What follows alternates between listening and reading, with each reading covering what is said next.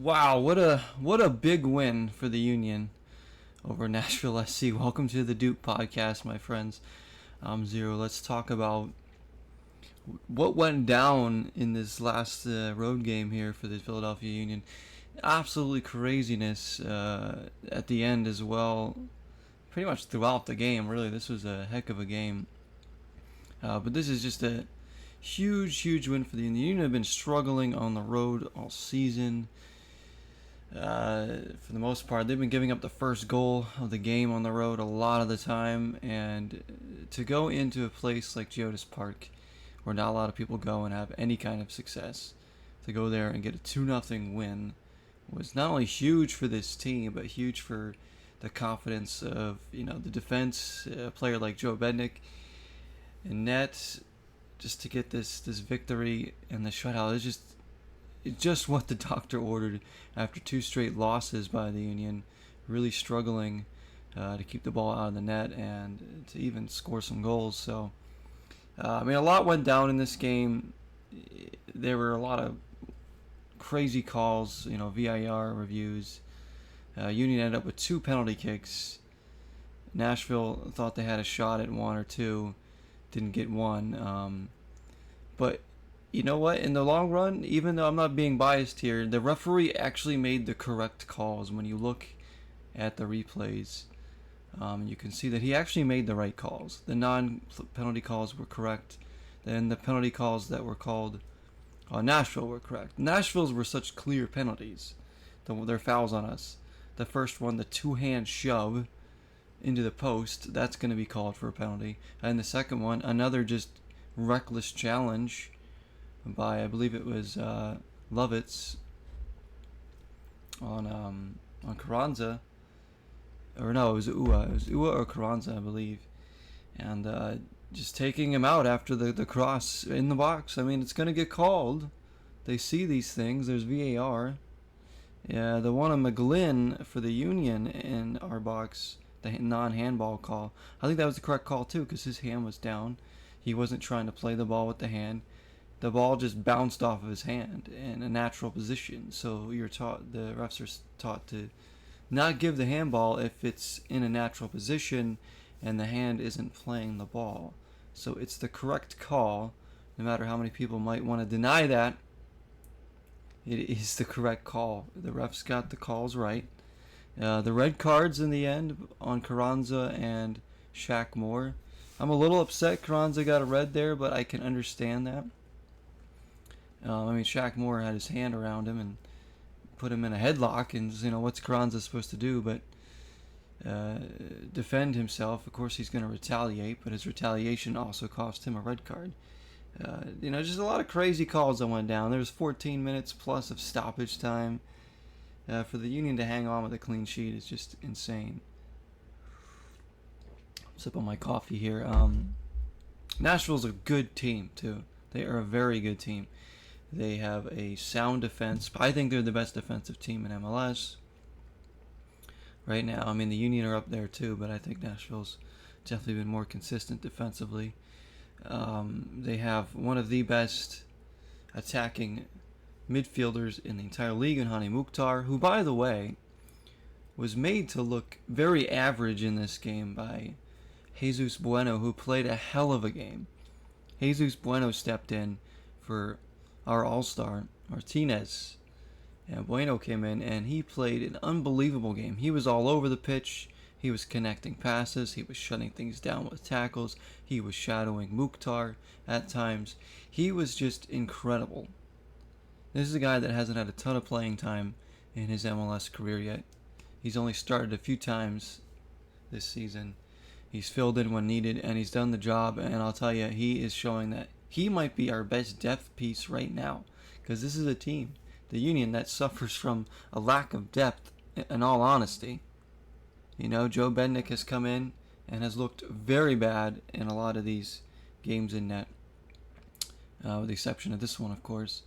He's let in some really soft goals. We haven't got anything off the bench from Sullivan, from Donovan, very little from Torres, and Pereira has barely played.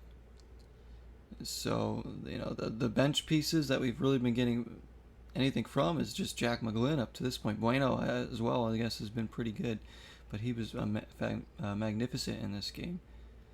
He was just like all over the place.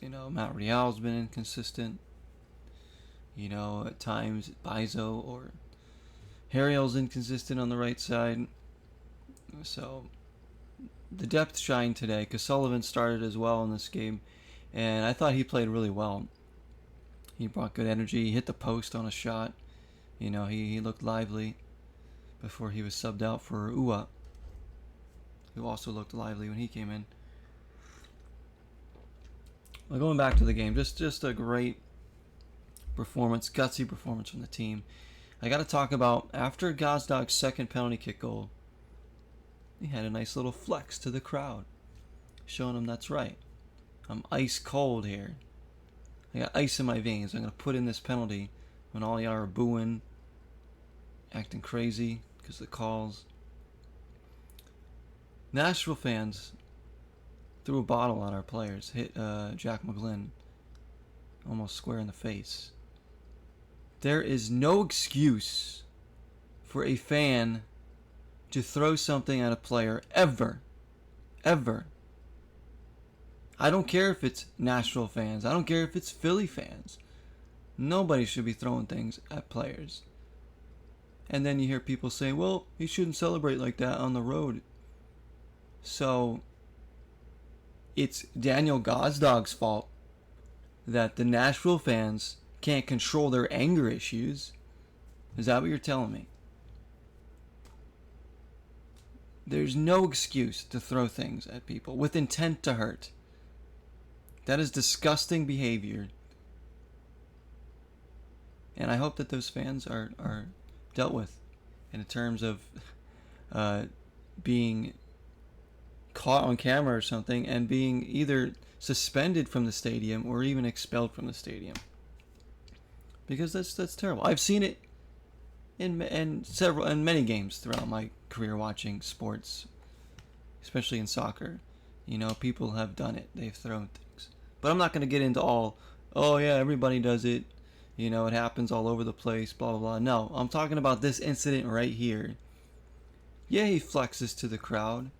Players celebrate in front of away fans all the time. Every time there's a goal scored, they're going to celebrate most of the time, right? It's what you do when you score. Especially if the fans are giving you a hard time. You want him to shut up? You want him to stop flexing?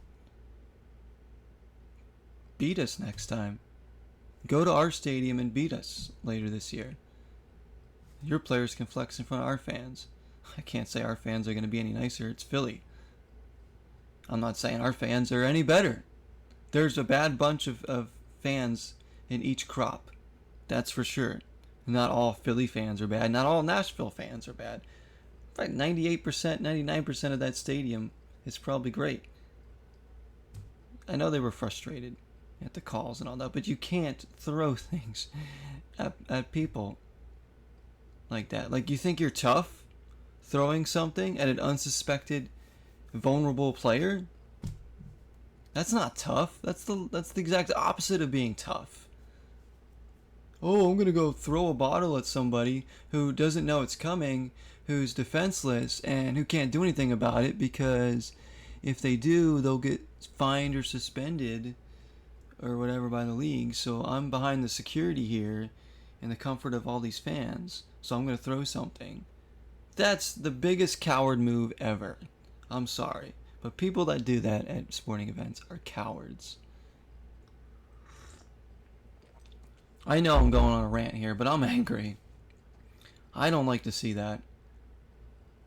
I like Joe Willis, the Nashville keeper, waving his finger. No, don't you throw those things. Even he knows it's stupid. He's saying to his own fans, don't throw things. You don't do that. It's just stupid. Union, yeah, they got pissed for a second. The referee held us back.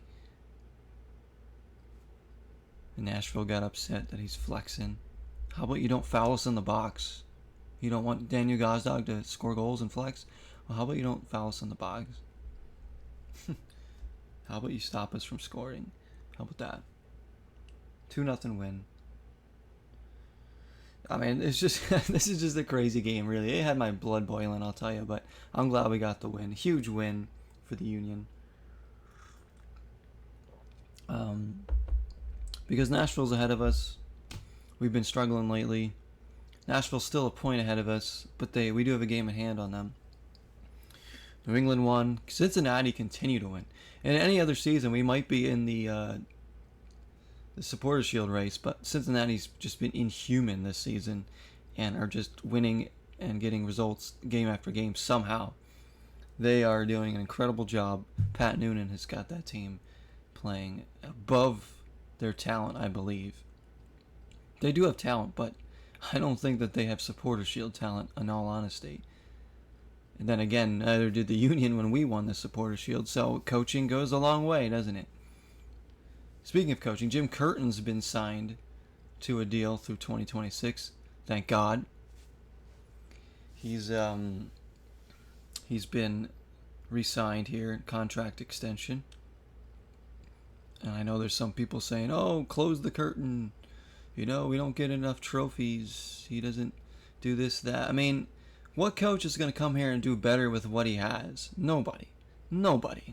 Jim Curtin has gotten the most out of these players. Considering we have such a low spending budget, we're literally relying on homegrown players to make impacts in games.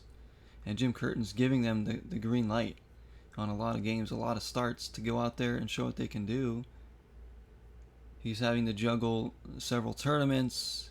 He's having to juggle injuries, suspensions, international absences. So I think Jim Curtin's doing a hell of a job this season and a hell of a job in his tenure right now. I mean, at first, I'll be honest, I was on the fire Jim Curtin reign years ago because he just wasn't doing the right moves. He wasn't making the right calls. Nothing was improving. But you know what? He improved. And I talked about this as well. He has improved as a coach over the years. When he first started coaching, he wasn't that great. But like players, coaches improve. And I'd say Jim Curtin has 100% improved his coaching abilities. He's grown into the role. And now he knows what he's doing, basically.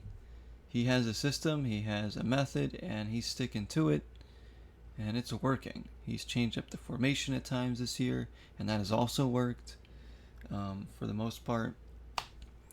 I mean, who else is going to come here and do better? Honestly, nobody. Nobody's going to come. You can get a world-class coach to come in. They're not going to be able to get much more out of what these players are giving you right now. And some of the losses, some of the games that we don't win or get results in, some of that comes down to the players. The players have to be able to make plays too at times. It's not Jim Curtin's fault that Joe Bednick is letting soccer balls right through his stomach, right at him. It's not his fault the goalie's not making saves that he should make. Players have to make plays too. It's not his fault that Carranza will miss like sitters at times. And I love Julian Carranza. I think Carranza is a fantastic player, but he has missed some sitters this year, let's be honest. There's been times where he will miss the easy ones and score the hard ones.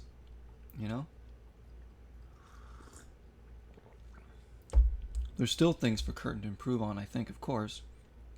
Like his use of when and who he subs in. Yeah, sure, that needs to improve too at times. Totally admit that, but I'm chuffed to have him through 2026. We've re-signed Glesnes. We've re-signed Martinez. You're talking about high-caliber all-star players there.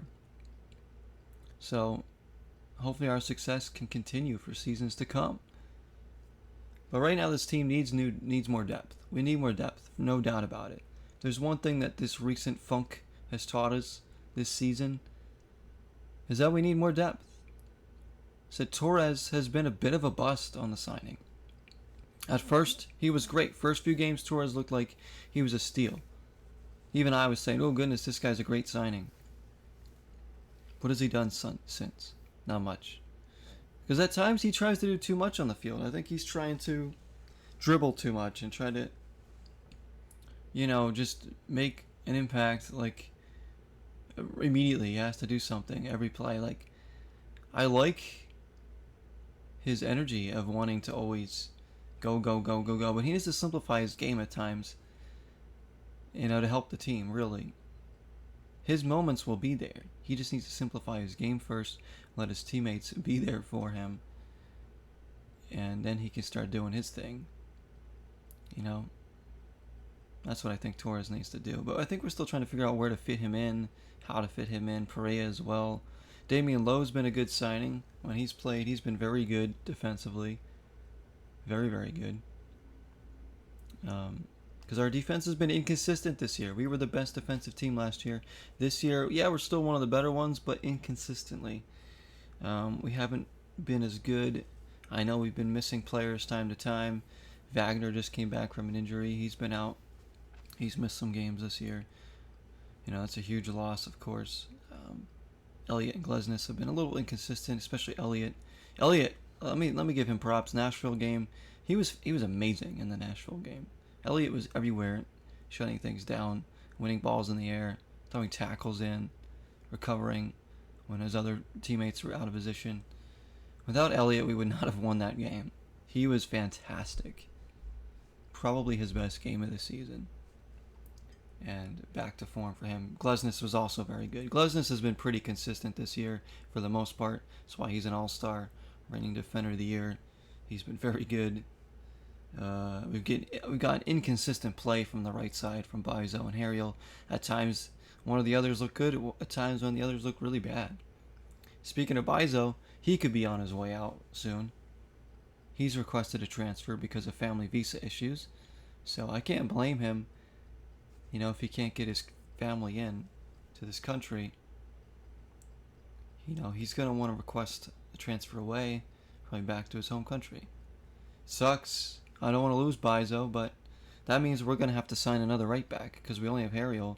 And I don't know if he's quite the guy to be starting every single game. We at least need somebody to back him up. So I'm sure they're looking for a right back. I think we need another striker too, honestly. We got rid of Corey Burke and we have not been able to find a replacement for him. Chris Donovan, he doesn't produce enough for me. He's gotten a lot of minutes at times and has not really provided anything. He's had a few decent plays here and there. He works hard, but I don't think he's a player that's going to make the impact that Corey Burke. You need somebody that's going to come in and make an impact. I think Donovan's decent in spots where if you're leading in a game, you can bring him in and he's not going to hurt you because he'll hold the ball up all right. He'll work hard defensively, and that's great. But when you're trailing in a game or you need a goal, he's not that kind of player that's going to come in and be like, you know what, he might score or he's going to create something like Corey Burke did last year. Corey Burke was an impact player all season last year, scoring goals, making things happen. We don't have that this year. Sullivan tries to do that, but again, his playtime has been inconsistent, so he hasn't really been able to shine on that form yet. Other than that, yeah, nobody's really done that. I think we need another attacking piece off the bench. It's got to be a striker that can come in and score goals, frankly. Take the load off of Carranza and Uwa a bit, because they're trying to score all the goals. Gozdog's trying to score all the goals. We have gotten a few goals from other players this season. Perea, I think he got 2. And he doesn't even play. Torres got 1. Jack McGlynn got 1. I know Glesnes got 1. I think Jack Elliott may have scored this year too. I can't remember, but everybody kind of chips in. It's by committee. That's the team that we are, Bedoya isn't scoring this year. Bedoya has definitely dipped this season. He probably had his best season in a Union uniform last year. This year, he has missed time due to injury. He hasn't been as good, of course, but he's still effective. There's a lot of people that don't want him to start anymore. I want him to start. He needs to start. I'm okay with him starting. I think, like Jim Curtin's been doing, you got to sub him out around the 60th, 70th minute. Unless he's having a hell of a game and he's just been everywhere in the field and you don't want to take him off. But most games, Yeah, take him out around the 60th, 70th minute. Because that's the kind of player he is now. He's not going to give you that full 90 crazy game anymore. He's 36 years old, folks. What do you want? Most players in his position, at his age, have already retired. Or are playing a less stressful, position. Like center mid or, something like that. Like they aren't, not like stressful. I didn't mean it like that. Like, I guess a position where he doesn't run around as much. In his position, he has to go up the field, back, and defend the far post, and he has to get into the attack. I mean, midfield is a lot of running, folks. It's a lot. I played midfield in high school. It was a lot of running. I played his position in high school. I was a right mid. I ran up and down the field trying to track the runners on the weak side.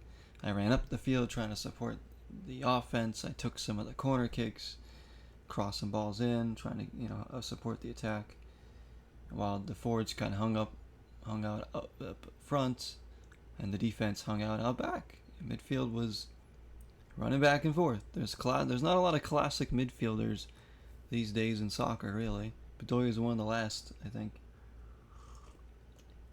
because these days you have tucked-in midfielders and then wingbacks and wingers, which the Union do to a certain extent, but Bedoya still plays like a classic right midfielder. But yeah, I'm defending him because he's our captain and he's been fantastic for this club. And he's 36 years old. He's up there in age. He's going to be retiring any year now. But he still has been effective. He's still getting assists. Defensively, he still makes plays. I don't think he's in there. He's not going to be scoring a lot of goals anymore. He's not going to wow you with anything he does. He does a lot of the little things. He helps keep this team ticking. His leadership is invaluable. So people that don't want him to play, come on. Jack McGlynn should start. You know what? I agree McGlynn should start some games. Maybe over Flock. People want McGlynn to start over Flock. You want to know why McGlynn's not starting over Leon Flock? I'll tell you why. Because Jack McGlynn is a defensive liability. Jack McGlynn's the best passer on the team. He might be the best creative player we have, with his ability to play balls over the top. And his just understanding of the game is unbelievable at his age. But why McGlynn doesn't start as often as everybody wants him to is because he's a defensive liability. He's slow. He's not as good at tracking back. Flock is an amazing player on the defensive side, and that's why Curtin continues to start him. Bedoya knows where to position himself on defense, and he's not a liability going forward either. So Bedoya is a good two-way player. That's why he's going to start, and he's the captain. But why Flock? I mean, eventually I think McGlynn will start over Flock or Bedoya if Bedoya retires, but maybe Flock, just because, once McGlynn gets his defensive abilities sorted out, when he's more reliable on defense, he's an everyday starter, yes. But he's not ready for that quite yet because of his inability on defensive side of the ball. I mean, you see him trying to track back. He's not the quickest player, that's for sure. And Flock's, running 80 yards to make up a tackle and track back and put pressure on players. Flock's a liability offensively. I admit that. Flock needs to work on his offensive game big time because he looks lost sometimes when he gets in the final third. But his defensive work rate is second to none on the team. In fact, Flock probably covers more blades of grass than any player on the team most games. That's why he's starting every game. In this game in Nashville, that's why he starts every game. He's throwing challenges in. He's tracking all over the field, trying to make plays. Curtin sees that.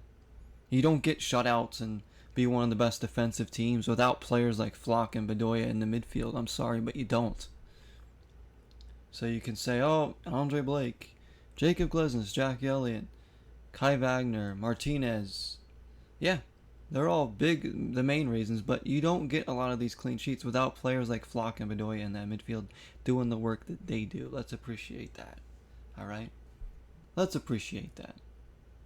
I appreciate every player on this team, honestly. I love watching this team play. Yeah, I'm just so glad they're competitive. Like I said, we went through years and years of just despair with this team. Just no direction. Early Union days were brutal. Horrible signings. Giving up goal after goal. No playoffs. Just a terrible franchise for years. Until, a couple years ago, we got it right. We're building the right kind of squad the right way. We're signing the right players. We're building our youth. The coach is grown into his role. It's been an up and down season. We've lost 7 games this year. We didn't lose nearly that many last year. You can say, oh, well, all these tournaments, Open Cup, Champions League, international break. Yeah, there's a lot of stuff to balance, but every team's doing that. Every team's balancing all this. Now we got Leagues Cup coming up after the next game. Likely there's a little break from MLS play. But, the Union are hanging in there. If this were the Western Conference, the Union would be a point out of first. Just a point out of first. If you look at freaking Cincinnati, it was literally, like I said, inhuman this year. Let me look at the standings real quick. Because Cincinnati is, I think they've only lost twice. They're going to win the Supporters' Shield. Nobody's catching them at this point. Because, they are just getting result after result. They haven't been playing that well lately. They should have lost their last game against the Red Bulls. But they scored 2 late goals. And the Red Bulls choked. Yeah, Cincinnati's 14 wins, 2 losses, 6 draws for 48 points. They're going to win the Supporters' Shield. New England's second in the East with 40 points. Good enough for first in the West. Nashville, third with 38 points. Good enough to be tied for first in the West.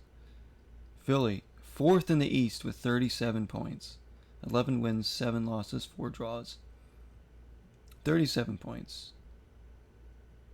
We have a plus 12 goal differential, which is tied for second best in MLS, behind Columbus, who somehow plus 13, and St. Louis, who have plus 13.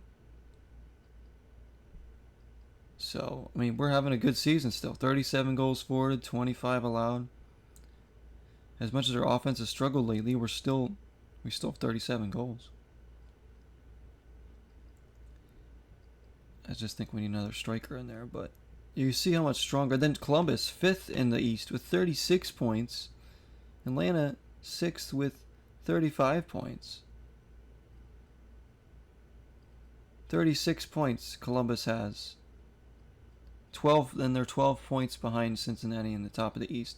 If Columbus were in the West, they'd be 2 points out of first. The Eastern Conference is so much better than the Western Conference this year. The Western Conference is filled with parity, teams struggling left and right. Nobody really taking the reins out West. You could say LAFC and St. Louis are probably the 2 best teams out West this year. Seattle's been inconsistent. Salt Lake, Austin has been not as good this year. Dallas is struggling. Houston got off to a fast start. Now they're doing terrible. Kansas City off to a terrible start. Galaxy are playing poor, although they're starting to turn it around. Portland's playing poor. Minnesota, Vancouver, inconsistent. You don't look at the West and any of those teams are like that threatening to you. I'd say LAFC and St. Louis. St. Louis have been incredible for an expansion team. They've already figured things out. They've built a pretty good squad there.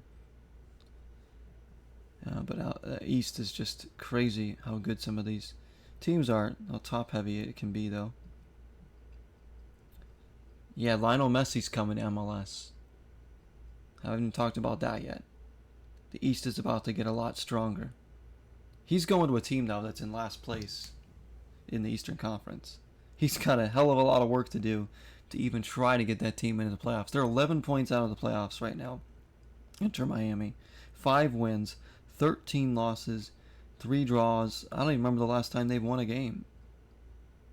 In fact, they beat the Union earlier this year, I think. So him, Busquets, Jordi Alba, they're all going to come there, but they need to win fast if they're going to make the playoffs. The final 2 playoff spots in the East are up for grabs. You know, Montreal, Chicago, DC, Red Bulls, Charlotte, even NYC are all in there. I say Toronto and Miami are out of it right now. They're up for grabs. It's going to be a dogfight there, but the Union, we still have a shot to finish, I think, second in the East. There's no way we're catching Cincinnati. Not now.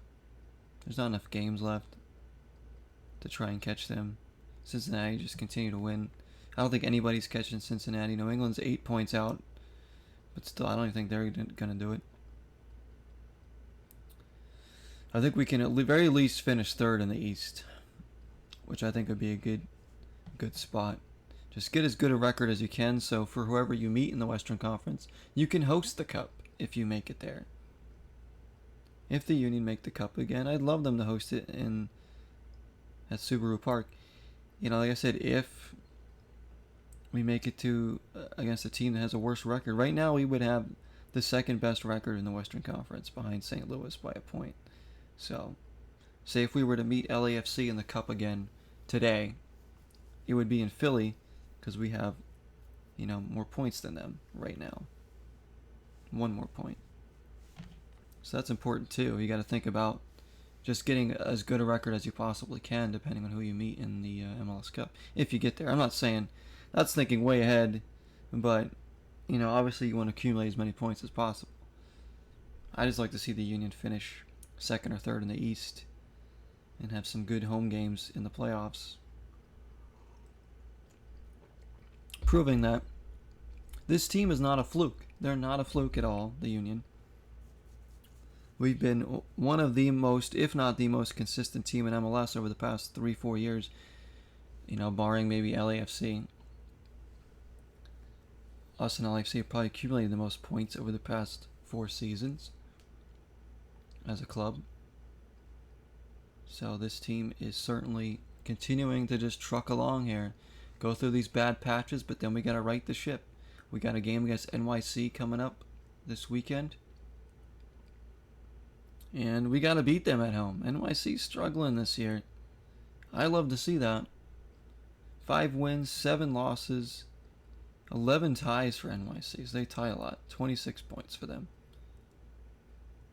So if we can beat them at home going into Leagues Cup, we'll be on 40 points. After Leagues Cup, we know we're going to be getting some players will be,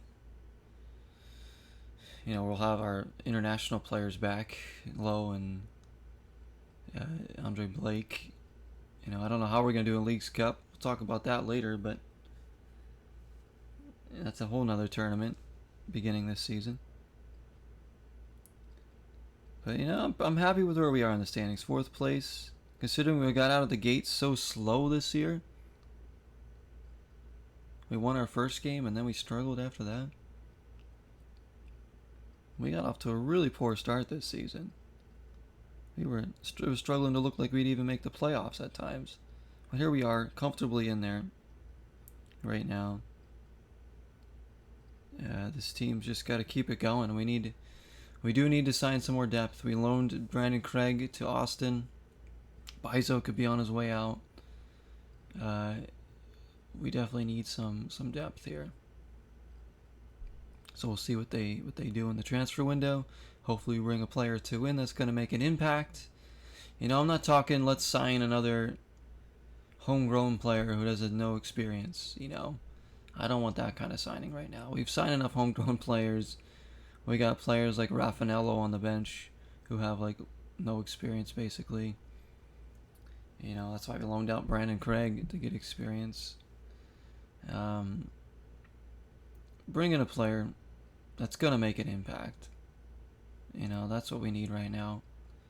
Or find a better way to integrate Torres and Perea into this lineup. Maybe they can make that impact. I don't know. I think Perea can make more of an impact if he plays more. He doesn't play enough. And Torres, like I said, has not been great lately. So we need somebody to help make an impact in this depth.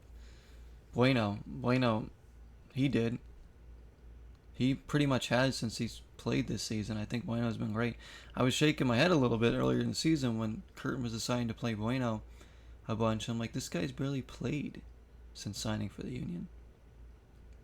But he must have seen things in training, and you could see the quality that Bueno brings.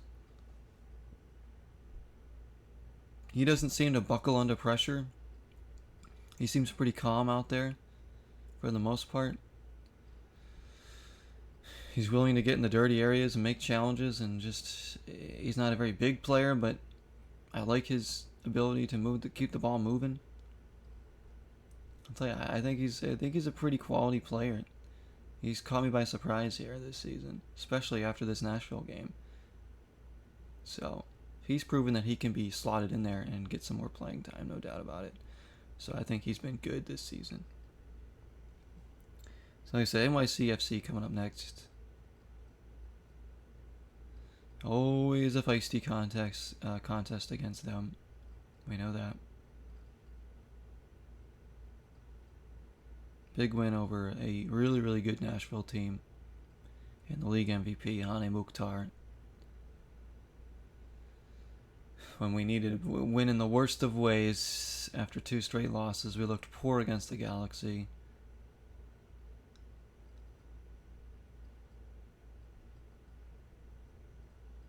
And a 3-1 loss.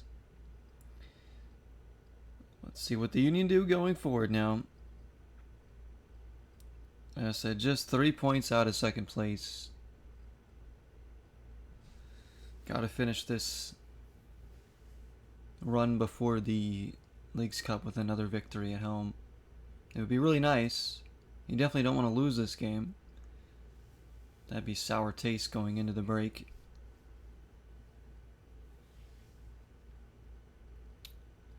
But I guess that will do it today, guys, for the Doop podcast. A lot to go over this episode, I know. I kind of wanted to briefly touch on how the season's gone and all that, and my thoughts. Got a little heated here, but what can I say? I'm passionate about this team. I want this team to succeed. I want an MLS Cup so badly. I'm a Philly sports guy through and through. We have so much passion for our teams because we care so much. I want to thank everybody for listening. No matter who you are, if you end up listening to this podcast, thank you so much. I want to hear from other Union fans. I always say this. If you're a Union fan, please leave some comments in there. Reach out to me. I know this isn't the channel people go to for Union or sports contact in general at all, because I'm mostly a gaming and music channel, but it's here. I do drop these podcasts every now and then. Not as frequent as I'd like to, but I said if I had more people interested in these podcasts, I'd probably do these more often. But right now, I kind of do these when I feel like it, when I feel like I have the time to sit down and just let loose here on this team and talk about what's going on with the Union, and sometimes a little bit in what's going on in MLS. Man, I love it. I love this team. And thank you all again for being here, for supporting the channel in any way that you do, whether you watch the gaming content, these podcasts, the music, the horror night, the pickup videos. Be safe out there. Take care of yourselves. Go Union. Until next time, 0 is the number.